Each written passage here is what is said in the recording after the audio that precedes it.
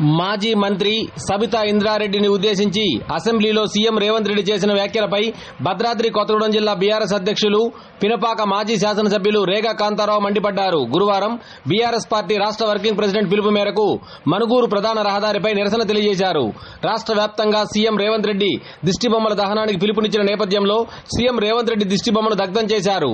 అనంతరం మాజీ ఎమ్మెల్యే రేగా మాట్లాడుతూ నిండు సభలోనే ఎమ్మెల్యే సబిత కన్నీరు పెట్టుకోవడంపై బీఆర్ఎస్ నేతలు మద్దతుగా సభ నుంచి బయటకు వచ్చారన్నారు. రేవంత్ రెడ్డి వ్యాఖ్యలను ముక్త కంఠంతో ఖండించారు. వెంటనే మహిళా ప్రజాప్రతినిధులకు సీఎం క్షమాపణ చెప్పాలని ఈ సందర్భంగా రేగా డిమాండ్ చేశారు. ఈ కార్యక్రమంలో స్థానిక బీఆర్ఎస్ నాయకులు, కార్యకర్తలు తదితరులు పాల్గొన్నారు.